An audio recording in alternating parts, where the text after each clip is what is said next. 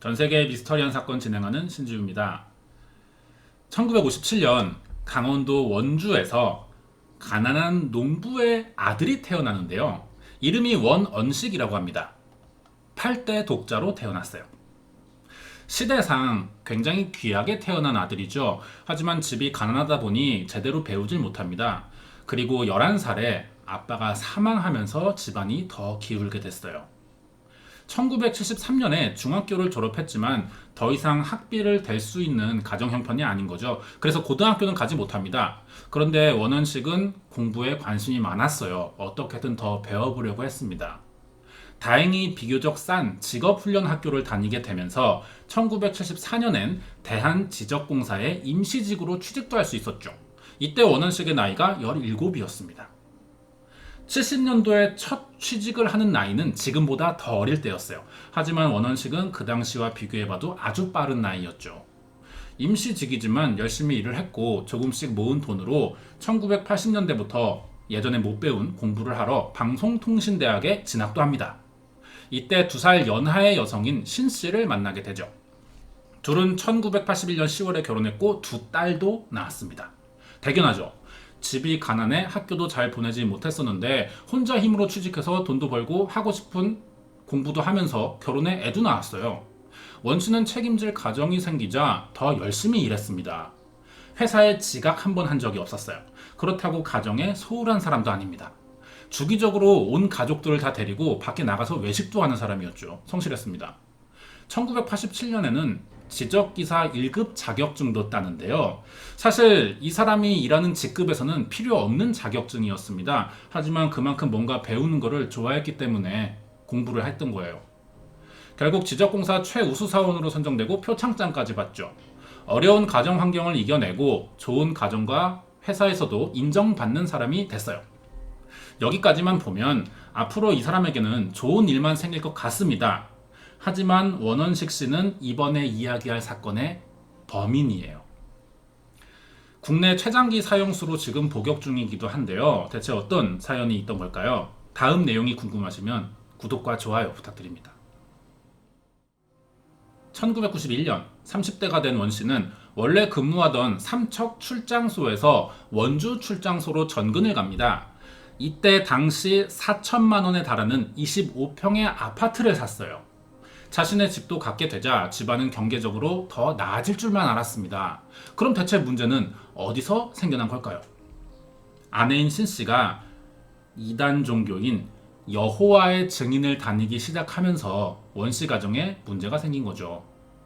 원 씨의 어머니가 노안에 중풍이 와 있었다고 합니다. 남편이 회사에 나가야 하니 아내가 시어머니를 모실 수밖에 없는 거죠. 신 씨는 몸이 불편한 시어머니 때문에 스트레스를 많이 받았어요. 이때 친정인 신 씨 어머니의 권유로 1991년 5월부터 여호와의 증인인 왕국회관을 다니게 되는데요.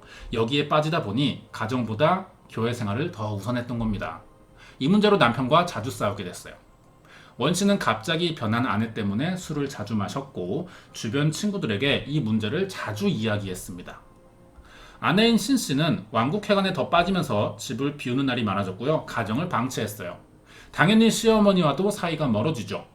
이때 시어머니가 불교 신자였다고 합니다.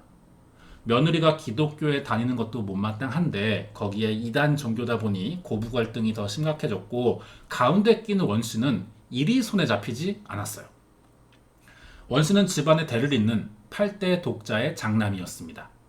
시대상 자신이 당연히 부모를 모셔야 됐죠. 하지만 어쩔 수 없이 여동생에게 어머니를 보내게 됩니다.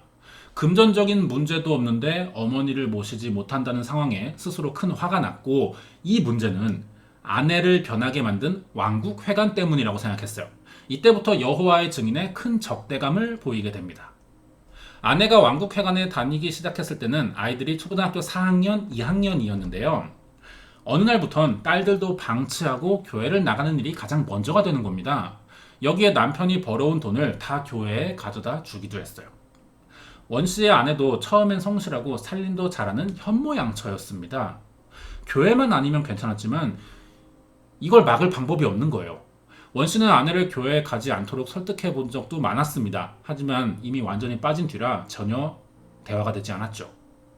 목요일 밤과 일요일 낮에는 무슨 일이 있어도 교회를 나가야 했고 일주일에 4번 이상을 나가는 일도 많았습니다. 원 씨는 가정을 지키기 위해 아내에게 계속해서 왕국회관에 나간다면 이혼을 하겠다고 말했어요. 그러자 신 씨가 한 말은 국내 헌법에는 종교의 자유가 보장되어 있기 때문에 자신이 교회를 다닌다고 해서 이게 이혼 사유는 될 수 없다며 신경도 쓰지 않는 겁니다. 자, 중요한 말이 나왔어요. 부부 사이의 말다툼인데 아내는 헌법에 명시된 종교의 자유라는 표현을 썼다는 거죠. 이건 아마 여호와의 증인에서 신도들의 집안에 문제가 생기면 이런 말로 설득을 하라면서 알려준 매뉴얼이지 않을까 생각이 됩니다. 자, 아내는 남편과의 갈등이 계속 심해지자 회피 수단으로 더 왕국회관에 집착하는 부작용이 생기게 됐어요. 원 씨는 이런 상황에서도 아내가 교회를 그만두고 집으로 돌아오길 바랬습니다. 극단적인 상황까지 온다면 아내를 포기하고 다른 방법을 써서라도 이혼을 하는 게 딸들이나 원 씨에게 더 나은 선택이었을 거예요. 하지만 원 씨는 어떻게든 설득한다면 아내가 돌아올 거라고 믿은 것 같습니다. 최근에 돌아오면 아내를 설득하는 데 많은 시간을 썼지만 신 씨는 원 씨의 이런 행동이 사탄의 핍박이라면서 오히려 자기가 더 크게 화를 내는 거예요. 이렇게 몇 개월간 부부의 다툼이 멈추지 않습니다. 원 씨의 분노는 계속 쌓여가고 있었죠. 신 씨는 남편의 입장을 이해하려 들지 않았고 왕국회관에만 집착했습니다. 본격적인 사건은 1992년 10월 4일에 시작되는데요. 원 씨가 회사 당직을 마치고 집에 돌아왔습니다. 신 씨는 남편에게 술상을 차려줬죠. 남편이 진지하게 다시 아내를 설득해 보려고 했습니다. 왕국회관에 나가지 말아 달라고 부탁했는데요. 하지만 신 씨가 남편의 말 들을 리가 없죠. 다시 말다툼이 시작됐어요. 대화가 안 되자 원 씨는 화를 삭히기 위해 밖에 잠깐 나갔다가 밤 12시쯤 다시 돌아왔습니다. 그런데 아내가 없는 거예요. 그 사이에 또 왕국회관을 나가 있는 겁니다.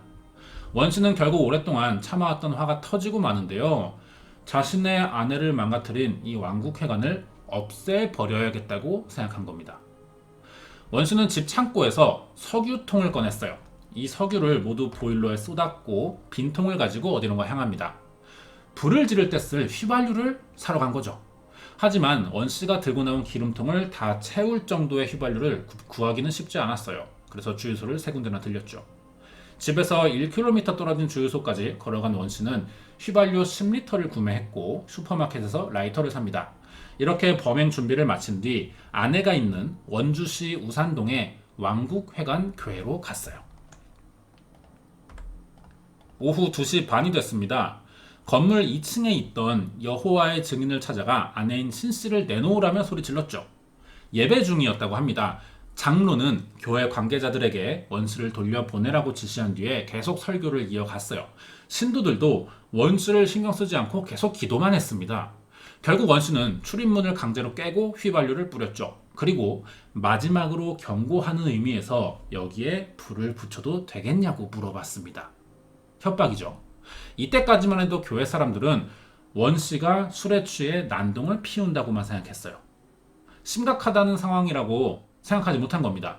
그러다 보니 일부 사람들이 원 씨에게 불 붙여보라면서 오히려 자극을 한 거예요. 결국 원 씨는 라이터를 켜서 불을 붙입니다. 순식간에 교회에는 화재가 일어났죠. 교회가 카펫이나 목재로 이루어진 의자들이 대부분입니다. 그래서 불이 더 잘 붙을 수밖에 없었어요. 안에 있던 신도들은 밖에서 원 씨가 소란을 피워도 기도만 하느라 대피할 시간이 없었습니다. 교회가 있던 건물은 왕국회관의 주임 장로인 김영상이라는 사람의 소유였어요. 2층만 사용하고 있었습니다. 문제는 이 건물이 비상대피로나 소화기 등의 사고를 대비해두지 않았다는 거죠. 그래서 화재가 더 커졌던 거고요. 뒤늦게 사태를 깨달은 신도들은 화재가 발생한 지 10분이 지나서야 경찰에 신고할 수 있었습니다. 전화를 받은 경찰은 소방관 30여 명과 소방차 7대를 출동시켰어요. 신고가 늦어지다 보니 불길이 충분히 번진 상황이었고 40분이나 지난 오후 3시 10분에 진압에 성공했죠. 이 화재로 교회는 거의 다 불에 타버렸습니다. 입구 근처에 있던 사람 13명은 그 자리에서 사망했죠. 출입구에서 화재가 처음 발생한 거예요. 그러니까 이 건물에 댈 필요가 없는 겁니다. 화재 순간 신도들은 하는 수 없이 2층 창문으로 탈출을 시도했어요. 건물에서 뛰어내린 신도 10명은 골절상을 입었지만 생존했습니다. 나머지 사람들은 뒷문을 통해 지붕 위로 올라갔는데요. 이 지붕으로 탈출을 시도하던 중 사람들이 많이 몰리니까 무게를 견디지 못한 지붕이 무너졌어요. 그래서 또 다른 사고가 발생하기도 했죠. 그러면 화재를 일으킨 원씨와 아내인 신씨는 어떻게 됐을까요? 원씨는 현장에 있던 신도들에게 제압당해서 폭행을 당했습니다. 하지만 이들로부터 달아나서 300m쯤 떨어진 파출소를 찾아가 범행을 자수하는데 이때까지만 해도 자기 아내의 생사는 전혀 몰랐었다고 합니다. 처음부터 신씨는 화재 순간 교회에 없었어요. 예배를 보던 도중 남편이 장로와 싸우는 소리를 듣고 잡혀갈까봐 뒷문으로 달아나서 근처 공장 숙직실에 숨어 있다가 다시 신도들과 연락을 주고받으면서 지인의 집에 피신해 있던 거죠. 사건 다음 날인 10월 5일 오전 8시 40분 원씨의 자백이 있었고 친어머니와 남동생이 원주 경찰서에 출석해 사건 경위를 모두 진술했습니다.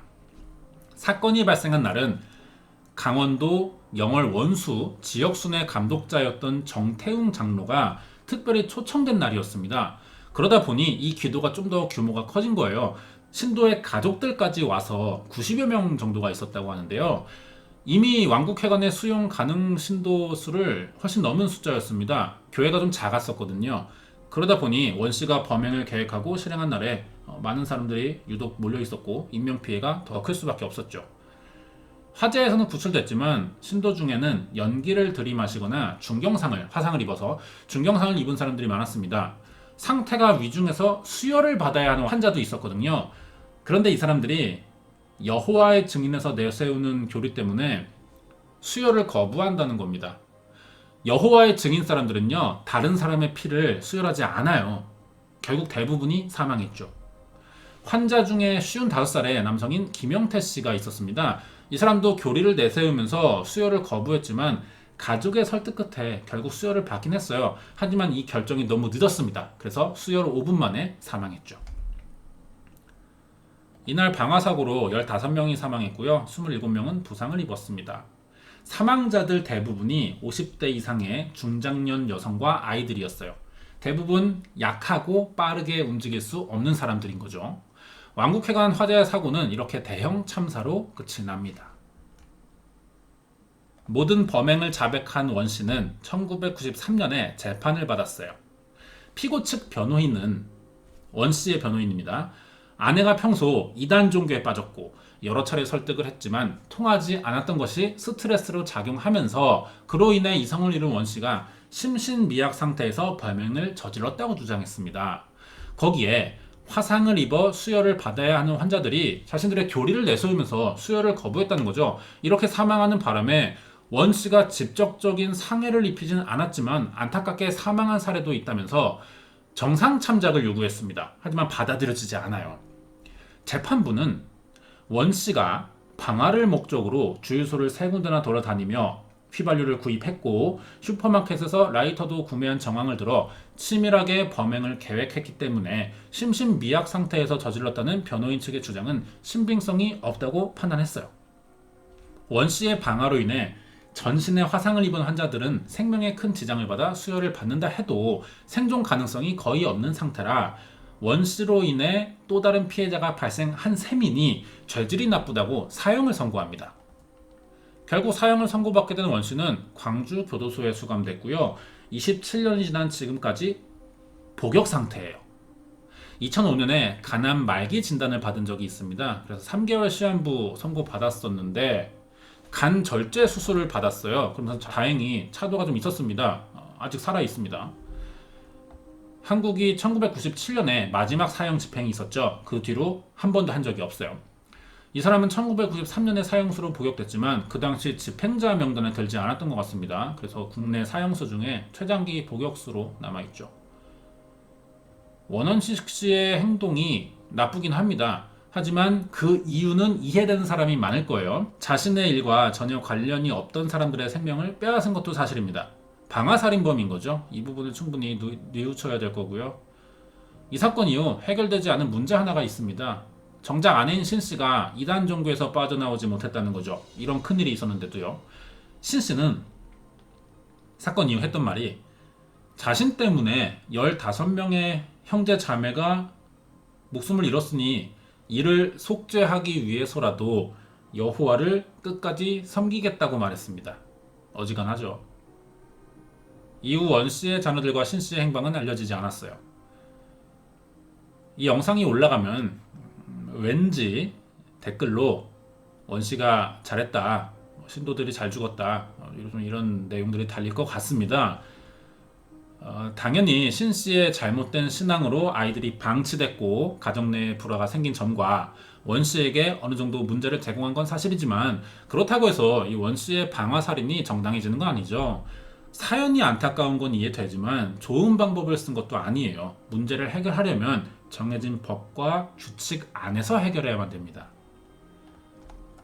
자, 그렇다면 신씨가 빠져 있었던 여호와의 증인은 도대체 어떤 종교 단체길래 이런 사건이 일어나게 된 걸까요? 지금부터 여호와의 증인을 알아보도록 하겠습니다. 여호와의 증인이란 1872년 미국의 성서학자인 찰스 테이즈 러셀이라는 사람입니다. 이 사람인데요, 국제 성서 연구자 협회를 설립하면서 생겼어요. 여호와의 증인이 기독교 계열의 사이비 종교인 거죠. 이 종교는 기독교에서 볼 수 있는 관습의 대부분이 변질됐습니다. 타락한 종교예요. 하지만 정작 자신들은 기독교가 처음 생겨났을 때로 돌아가자는 주장을 합니다. 그럼 자기들이 사라져야 되는데요. 한국엔 일제강점기였던 1912년에 여호와의 증인 출신인 선교사 홀리스터라는 사람이 전파했고요. 이때 다른 종교들과 같이 박해를 많이 받았습니다. 우리나라는 불교 기반의 나라였기 때문에. 하지만 광복 후에 근대화 겪으면서 급속도로 신도수가 증가했어요. 규모가 큽니다, 여호와의 증인은. 하지만 기존 기독교의 핵심 교리인 삼위일체론과 그리스도가 곧 하나님이라는 이야기를 부정하기 때문에 정식 기독교 교단에서는 이단으로 교정하고 있죠. 국내에서 신천지 다음으로 인지도가 높습니다. 하지만 어디까지나 사입이에요. 그래서 무교인들에게도 좋지 않은 인식을 가지고 있습니다. 가장 큰 이유 중 하나는 이 사람들이 질서를 무너뜨린다는 거예요. 이들의 대부분은 병역을 거부합니다. 수혈도 금지하고요. 이 종교에 빠진 사람들이 교리를 핑계로 범죄도 자주 일으켰어요. 그렇다면 왜 병역과 수혈을 거부하냐는 겁니다. 여호와의 증인이 내세우는 교리에서는요, 피를 취하는 것이 하나님의 말씀을 어긴다고 여긴다는 거죠. 수혈을 하면 천국에 갈 수 없다고 주장해요. 실제로 여호와의 증인 신도인 간호사가 환자에게 수혈을 하지 않아서 사망하게 만든 사건이 있었습니다, 우리나라에. 이때부터 인식이 크게 나빠졌던 거고요. 의료법상 범죄에 해당되지만 정작 이 간호사는 여호와의 증인의 교리를 내세우면서 정당한 행위였다는 뻔뻔한 주장을 했어요. 자, 군인이면 총을 사용할 수밖에 없죠. 그런데 여호와의 증인은 이것을 적극적으로 금지합니다. 그래서 병역이 의무인 한국인이라면 항상 이 문제가 생기고 있죠. 심지어 헌법재판소에서 인정해준 적도 있어요. 우리나라의 여호와의 증인인 사람이 양심적 병역 거부로 재판을 받아서 이게 합헌 판결이 난 적도 있습니다. 그러니까 인식이 안 좋을 수밖에 없는 거예요. 부부가 되기 전까지 혼전 성관계를 엄격히 금지하고요. 그 이후에, 결혼 이후의 성생활에 대해서도 아주 보수적인 입장을 가지고 있습니다. 당연히 길거리에서 따라붙는 민폐 수준의 전도 방식과 집 방문을 하는, 이게 불법이거든요. 이런 전도도 하고 있어요. 자, 그 외의 특징은 어떤 게 있을까요? 여호와의 증인은 기존 기독교와 다르게 교회라는 말을 쓰지 않습니다. 이번 사건 현장이 왕국회관이었죠. 왕국회관이라고 불러요. 여기엔 하느님의 왕국을 전하는 곳이라는 뜻이 있다고 하는데, 전체적으로 자신들만의 교리가 최우선이기 때문에 다른 기존 질서를 아주 무시하고 있습니다. 이렇게 말이 많은 문제점들이 있지만 겉으로 볼 때는 기존의 기독교와 잘 구분이 가지 않거든요. 왜냐면 일반 기독교인 척을 많이 해요. 인식이 나쁘니까. 자기들도 인식이 나쁘다는 걸 알고 있거든요. 그래서 이 신도들 중에 자신은 일반 교회를 나가고 있다는 생각을 가지고 있지만 실제로는 여호와의 증인에 빠진 경우도 많습니다. 아마 신씨도 어머니의 권유로 여호와의 증인에 가게 된 것인데 일반 교회라고 생각했다가 자기도 모르게 빠졌을 가능성이 커요. 다른 이단이나 사이비 종교와는 다르게 좀 예배 방식이 조용하게 알려져 있거든요. 그래서 이 문제가 더 알려지지 않는 경우들도 있고요. 사건이 꽤 오래됐지만 아마 신 씨는 지금도 여호와의 증인에 나가고 있을 거라는 생각이 듭니다. 이제는 왕국회관에 가지 말라고 말해줄 사람이 주변에 없으니까요. 그래도 자신의 잘못된 신앙으로 가정이 파탄났고 남편이 범죄자로 살게 됐으니 뭔가 좀 깨닫는 게 있어야 할 텐데요. 그런데 평생 깨닫지 못할 것 같습니다. 애초에 그럴 사람이라면 사이비에 빠지지 않았겠죠. 준비한 내용이 여기까지인데요. 제가 미스터리 사건 5년째 진행하고 있죠. 그런데 유독 이런 사이비 종교 사건에 관심이 좀 많습니다. 그리고 이런 부류의 사건에서 단어 선택이 조금 공격적인 면도 있어요. 제가 논리나 합리성이 좀 필요한 직업을 오래 가졌었거든요. 방송 전에. 아무래도 이런 비상식적인 행동을 보면 그래서 저도 사람인지라 좀 짜증이 나게 되는 것 같습니다. 어릴 때 겪은 일도 있었거든요. 그래서 특히 사이비 종교에 좀 적대감이 있는 편이에요. 앞으로 미스터리 사건에서는 사이비 종교를 좀 더 집중적으로 다룰 생각이고요. 우리나라의 사이비 종교 이 계보를 좀 정리하는 시간도 따로 준비해 보도록 하겠습니다. 준비한 내용이 여기까지고요. 끝까지 봐주셔서 감사드립니다. 이번 이야기는 1992년에 사이비 종교인 여호와의 증인의 화제를 낸 원원식 씨의 방화살인 사건이었습니다.